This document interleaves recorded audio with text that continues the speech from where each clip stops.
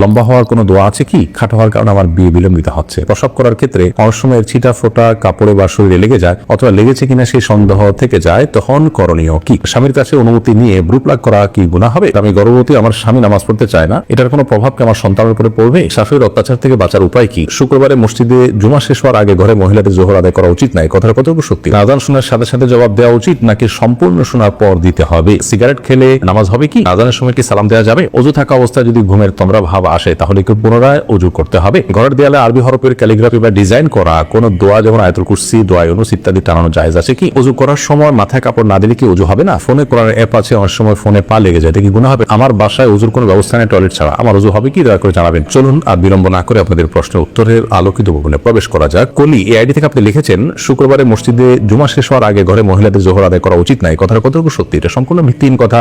ওয়াক্ত হওয়ার পরেই মেয়েরা সালাত আদায় করতে পারবেন। মসজিদে জামাত হলো কি হলো না জুমার, সেটার জন্য জুমার দিনে জোহর আদায় করার জন্য অপেক্ষা করার কোনো প্রয়োজন নেই। নাজমুস সুলতান আপনি লিখেছেন, ফোনে কোরআনের অ্যাপ আছে, অনেক সময় ফোনে পা লেগে যায়, এতে কি গুনাহ হবে? না, এতে গুনাহ হবে না, কারণ আমাদের ভেতরে তো কোরআন আছে, অ্যাপে যেরকম সফট কপি আছে, আমাদের পক্ষেও তো সফট কপি আছে, তো আমাদের কারো গায়ে লাগলে কি গুনাহ হয়? গুনাহ হয় না, অতএব এখানেও গুনাহ হবে না। ইসলামী আইডি থেকে আপনি লিখেছেন, আমার বাসায় ওজুর কোনো ব্যবস্থা নেই টয়লেট ছাড়া, আমার ওজু হবে কি? দয়া করে জানাবেন। টয়লেটের ভিতরে ওজু করলেই যে ওজু হবে না, ব্যাপারটা এরকম না। আমরা এই বিষয়টাকে অনেকে ভুল বুঝি।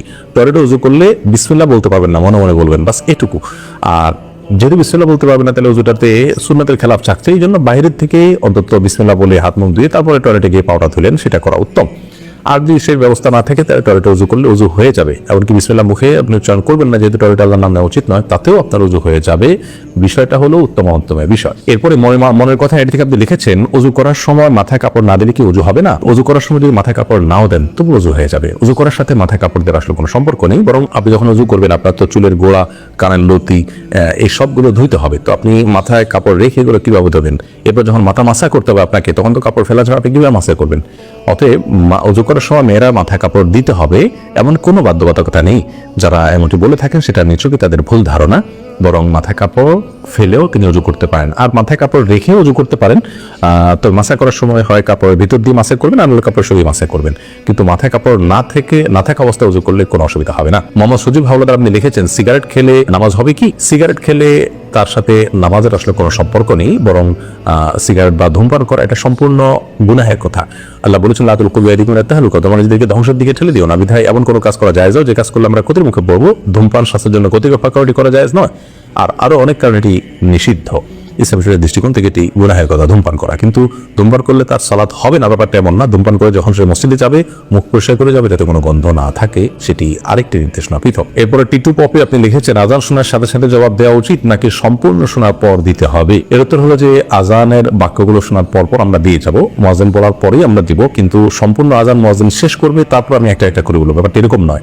মুয়াজ্জিন যখন আল্লাহু আকবার আল্লাহু আকবার বলবে তখন আমরা আল্লাহু আকবার আল্লাহু আকবার বলবো। মুয়াজ্জিন যখন আশহাদু আল্লা ইলাহা ইল্লাল্লাহ বলবে তখন আমরা আশহাদু আল্লা ইলাহা ইল্লাল্লাহ বলবো। কারণ বিষয় সহিহ মুসলিম হাদিসে আমরা দেখতে পাই, নবী করিম সাল্লাল্লাহু আলাইহি ওয়াসাল্লাম বলেছেন, মুয়াজ্জিন যখন আল্লাহু আকবার বলবে তোমরা আল্লাহু আকবার বলবে। মুয়াজ্জিন যখন আশহাদু আল্লা ইলাহা ইল্লাল্লাহ বলবে তোমরা আশহাদু আল্লা ইলাহা ইল্লাল্লাহ বলবে। মুয়াজ্জিন যখন হাইয়া আলাস সালাহ হাইয়াল ফালাহ বলবে তখন তোমরা লা হাওলা ওয়া কুওয়াতা ইল্লা বিল্লাহ বলবে। এখান থেকে বোঝা যায় হাদিস থেকে যে বাক্যগুলো মুয়াজ্জিন বলার পর আমরা বলবো। সবগুলো বাক্য বলে শেষ করেছে আজানের, তারপরে আমরা জবাব দিব বা আমরাও হুবহু বলবো, ব্যাপারটি সেরকম নয়। এরপর পাবেল আলম আপনি আইডি থেকে লিখেছেন, আমি গর্ভবতী, আমার স্বামী নামাজ পড়তে চায় না, এটার কোনো প্রভাব কি আমার সন্তানের উপরে পড়বে? আপনার সন্তানের উপর আপনার স্বামীর বেনামাজি হওয়ার কারণে কোনো প্রভাব পড়বে বলে কোরআন হাদিসের আলোকে আমাদের মনে হয় না। কারণ হলো আল্লাহ রাব্বুল আলামিন একজনের দায়ে এর বোঝা, একজনের পাপের বোঝা অন্যজনের উপর চাপান না। তবে অবশ্যই মা বাবার দিনদারি, তাদের তাকওয়া, বিশেষ করে মায়ের ব্যক্তিগত তাকওয়া চর্চা সন্তান গর্ভে থাকাকালের সময় এটার ইতিবাচক প্রভাব সন্তানের উপর পড়ে। কিন্তু তাই বলে জন্মদাতা বাপ তিনি খারাপ কাজ করলেও তার প্রভাব কি সন্তানের উপর পড়বে এমন নয়।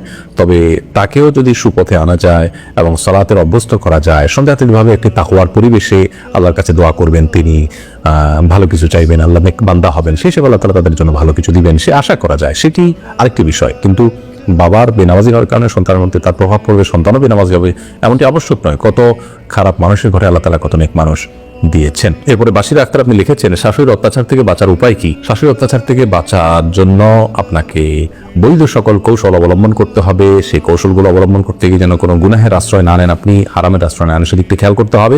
এর পাশাপাশি স্বামী বা যাদেরকে বোঝালে এই অত্যাচার থেকে আপনি রক্ষা পাবেন, তাদেরকে বোঝাবেন, কাউন্সিলিং করবেন, ওলামাদের কাছে নিয়ে আসবেন এবং কোরআন হাদিসের দীক্ষা দিবেন। এবং কোনোভাবে যদি এটি না হয়, অনেক সময় এগুলো সলভ করা অনেক কঠিন হয়, তাহলে সেক্ষেত্রে আপনি সবর করবেন। মনে রাখবেন প্রত্যেকটি সবরের বিনিময়ে আল্লাহর কাছে জমা থাকবে। উম্মে কুলসুম শিখা আপনি লিখেছেন, স্বামীর কাছে অনুমতি নিয়ে ব্রুপ লাগ করা কি গুনাহ হবে? যে বিষয়টি শরীয়ত জায়েজ করেনি সে বিষয়টি স্বামীর অনুমতি সাপেক্ষেও জায়েজ হবে না। এমনি সালহিন আজাদ লিও আপনি লিখেছেন, আজানের সময় কি সালাম দেওয়া যাবে? এর উত্তর হলো, আজানের সময় প্রত্যেক মুসলিমের কর্তব্য হলো আজানের বাক্যগুলো শুনতে পেলে তার জবাব দেওয়া, অর্থাৎ মুয়াজ্জিন যা যা বলে তা বলা। কারণ বুখারী বর্ণনায় আসছে, ইদা সামি'তুমুন নিদা ফাকুলু মিসলা মা ইয়াকুল মুয়াজ্জিন, যখন তোমরা আযান শুনতে পাবে তখন মুয়াজ্জিন যা যা বলে তোমরা হুবহু তা বলবে। নারী পুরুষ সকলের জন্য আমলটি প্রযোজ্য। বিধায় মুয়াজ্জিন যখন আল্লাহু আকবার বলবে, আমরা আল্লাহু আকবার বলবো। এভাবে যা যা বলবে সাথে সাথে তা বলবো। শুধু হাইয়া আলাস সালাহ হাইয়া আল ফালাহ বলার সময় বা লা হাওলা ওয়ালা কুওয়াতা ইল্লা বিল্লাহ পড়বো। এরকম বললে মুয়াজ্জিন আজান দিয়ে যে পরিমাণ সওয়াব পাচ্ছেন, আমরা জবাব দিই ইনশাআল্লাহ বিদিনিল্লাহ তার সমপরিমাণ সওয়াব পাবো। বিনা হাদিস থেকে সেটি বোঝা যায়। এজন্য আজানের সময় সালাম দেওয়ার চাইতে আজানের জবাব দেওয়াটা গুরুত্বপূর্ণ আমল। হ্যাঁ, যদি এমন হয় যে কোনো ব্যক্তিকে আপনি আজানের সময় জবাব সালাম দিয়ে ফেলেছেন, অথবা কেউ আপনাকে সালাম দিয়ে দিয়েছে, আপনি এখন জবাব দিবেন, তাহলে আজানের জবাব দিতে ফাঁকে ফাঁকে আপনি সালামের জবাব দিয়ে ফেলতে পারেন, এতে কোনো অসুবিধা নেই। বরং এর সুযোগ তো আছে। মুয়াজ্জিন যখন আজান দিচ্ছেন, কথা একটা বাক্যের জবাব আপনি দিয়েছেন, একটা বাক্য তিনি পাঠ করছেন, এই ফাঁকে আপনি জবাব দিয়ে ফেললেন, এটি করা যেতে পারে, কোনো অসুবিধা নেই।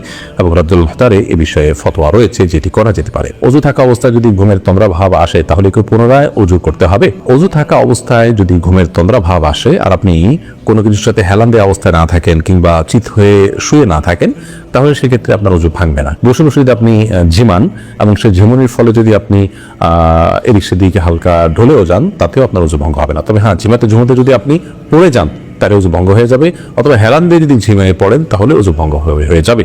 আর যদি চিত হয়ে শুয়ে আপনি আপনার ঝিমিয়ে পড়েন তাতে অজু ভঙ্গ হয়ে যাবে, অন্যথায় বসে বসে ঝিমালে অজু ভঙ্গ হবে না। এরপর ইলমা খন্দকার হিসাবে লিখেছেন, ঘরের দেয়ালে আরবি হরফের ক্যালিগ্রাফি বা ডিজাইন করা কোনো দোয়া, যেমন আয়াতুল কুরসি, দোয়া ইউনুস ইত্যাদি টানানো জায়েজ আছে কি? এগুলো টানানোতে আমি মৌলিকভাবে খারাপ কিছু দেখি না। হারামাইনের বিভিন্ন দেয়ালে ও কোরআন কারীমের বিভিন্ন আয়াতের অংশ বিশেষ লেখা আছে, এবং আপনারা জানেন যে কাবার যে গিলাফ, সেখানেও কোরআন কারীমের আয়াত লেখা আছে। তো কোরআন কারীমের আয়াত লেখা থাকলে সেটাকে মানে ঝুলিয়ে রাখা, টাঙিয়ে রাখা সম্মানজনক পাবে, এটাতে কোনো দোষী কিছু দেখি না আমি। অনেকে বাধা দেন বা নিষেধ করেন, তারা কৃষি ভিত্তিতে নিষেধ করেন আমি জানি না। শরীয়তে কোনো কিছু নিষেধ করতে হলে তার কোনো ভিত্তি এবং রেফারেন্স থাকতে হয়। কোরআন কারীমের আয়াতকে উন্মুক্তভাবে দেওয়ার লেখা থাকলো, সেটা দেখে আমি পড়লাম, মনে হলো আমার সেটার কথা, এটাতে কোনো অসুবিধা নেই। তবে হ্যাঁ, কোরআন আয়াতকে নিছক শোভাবর্ধনের উদ্দেশ্যে রাখলেন, জাস্ট আপনার সৌন্দর্যের জন্য রাখছে সেটা নয়। যদি আপনি কোরআনের মহব্বতে, যে আমি এটা খোলা থাকলে দেখলে এটা পড়তে ইচ্ছা করবে, দেখে পড়বো, এটা প্রতি মহব্বত বাড়বে, সেই জন্য আপনি করতে পারেন সম্মানের জায়গা থেকে। সাহেবুল সুলতান আপনি লিখেছেন, পিতামাতা জীবিত থাকা অবস্থায় তাদের নামে কোনো কিছু দান করা যাবে কি? জীবিত অবস্থায় হোক আর মৃত অবস্থা হোক, আর্থিক দান একজন আরেকজনের তরফ থেকে করতে পারেন। অতএব আপনি আপনার বাবা মার তরফ থেকে চাইলে আপনি দান করতে পারেন তাদের জীবদ্দশায়। এমনকি বাবা মা কেন, অন্য যে কারো তরফ থেকে আপনি কোনো গরিবকে, কোনো মাদ্রাসায় কিছু দান করলেন, যেমন আমার তরফ থেকে আপনি দিলেন, আপনার তরফ থেকে আমি দিলাম, যে আল্লাহ এটা অমুকের তরফ থেকে দিলাম, আল্লাহ এটা আপনি তার আমল নামে সব জমা করে দিলাম, নিয়ত করে দিলাম, তার আমল নামে সেটি জমা হবে ইনশাআল্লাহ। আর্থিক ইবাদত একজন আরেকজনের পক্ষ থেকে করে দিতে পারে। সাদিয়া সরকার আপনি লিখেছেন, লম্বা হওয়ার কোনো দোয়া আছে কি? খাটো হওয়ার কারণে আমার বিয়ে বিলম্বিত হচ্ছে, আল্লাহ তাআলা সহজ করুন আপনার বিয়ের বিষয়টি, আমরা দোয়া করি। আর আপনাকে বলছি যে লম্বা হওয়ার জন্য সুনির্দিষ্ট কোনো দোয়া কোন হাদিসে বর্ণিত হয়েছে বলে আমাদের জানা নেই। তবে আপনি সাধারণভাবে আল্লাহর কাছে দোয়া করতে পারেন যেন আল্লাহ তাআলা আপনার বিয়েকে ত্বরান্বিত করেন এবং সহজ করেন। আর মনে রাখবেন যে লম্বা হওয়ার দোয়া করলেই যে আপনার বিয়ে হয়ে যাবে সেরকম নয়। দোয়ার ক্ষেত্রে আমাদেরকে বিচক্ষণতার পরিচয় দিতে হবে, শরীয়ত আমাদেরকে সে নির্দেশই করেছে। অনেকে আল্লাহর কাছে চান যে আল্লাহ আমার এত টাকা যেন হয়, তো এত টাকা হলেই যে আপনি সুখী হবেন ব্যাপারটি কিন্তু সেরকম না। এত টাকা হলো, তার চেয়ে বেশি টাকা খরচের ব্যবস্থা হয়ে গেলো, তার লাভ কি? একজন আল্লাহর কাছে দোয়া করেছেন, আল্লাহ আমার যেন এমন জীবন আসে যে আমার 2 হাত ভর্তি টাকা থাকে এবং আমার আশেপাশে শুধু মেয়ে আর মেয়ে থাকে। তো সেই ভদ্রলোক দেখা গেল যে কোনো একটা কলেজের আপনার বাসের হেল্পারে চাকরি পেয়েছে, 2 হাত ভর্তি টাকা থাকে, সেটা মানুষের আশেপাশে মেয়েরা আছে, মেয়েরা কলেজের ছাত্রী। তো এই ধরনের দোয়া অহেতুক দোয়া, এই ধরনের দোয়া কোনো যৌক্তিক দোয়া নয়। আপনি দোয়া করবেন, আল্লাহ আমাকে সুখ শান্তি দেন, আমাকে ভালো জীবন সঙ্গিনী দেন, আল্লাহ তাআলা তার জন্য যা দরকার সেটি ব্যবস্থা করবেন, আপনার দোয়া যদি শর্ত পূরণ করে করতে পারেন। অতএব লম্বা হলেই যে আপনার বিয়ে হয়ে যাবে সেরকম নয়। অতএব লম্বা হওয়ার দোয়া করে আপনার আল্লাহর কাছে দোয়া করবেন যাতে আপনার সমস্যার সমাধান হয়। আপনি যে অবস্থা আছেন সেই অবস্থা থেকেও তো আল্লাহ তাআলা আপনার বিয়ের ব্যবস্থা করতে পারেন। এছাড়া এমনিতে একজন মানুষের সাধারণ যে আপনার দৈর্ঘ্য থাকে বা লম্বা থাকেন, কিন্তু তার থেকে লম্বা হওয়ার জন্য ব্যায়াম ট্যায়ামের কথা অনেকে বলা হয়ে থাকে। সেগুলো সংশ্লিষ্টদের সাথে আলাপ আলোচনা করে সেগুলো যুক্তি করলে সেগুলোর থেকে আপনি উপকৃত হতে পারেন, সেটা সম্পূর্ণ আরেকটি বিষয়। রাহিমা জাহান রাহি আপনি লিখেছেন, প্রস্রাব করার ক্ষেত্রে অনেক সময় ছিটা ফোটা কাপড়ে বা শরীরে লেগে যায় অথবা লেগেছে কিনা সেই সন্দেহ থেকে যায়, তখন করণীয় কি? দেখুন, কাপড়ের ছিটা ফোটা যদি আপনার লেগে যায় নিশ্চিত, তাহলে সেক্ষেত্রে খুব ছোট ছিটা লাগলে সেটা আপনার অলরেডি হওয়ার কোনো কারণ নেই, সালাত হয়ে যাবে। ধরুন আপনার শুয়ের আগে যে পরিমাণ লাগলো কোনো অসুবিধা নেই। আর যদি অনেক বেশি লাগে, বড় ফোঁটা লাগে বা অনেক ফোঁটা পড়ে, তাহলে সেক্ষেত্রে যে জায়গা পড়ছে সেই জায়গাটা ধুয়ে ফেলবেন। আর যদি আপনার নিচে সন্দেহ হয়, কিন্তু আপনি নিশ্চিত না হন যে আদৌ লেগেছে কি লাগেনি, তাহলে সেক্ষেত্রে এই সন্দেহের ভিত্তিতে অলরেডি হওয়ার কোনো কারণ নেই। নিশ্চিত না হলে সেটা আপনার নাপাক হিসাবে ধরা হবে না।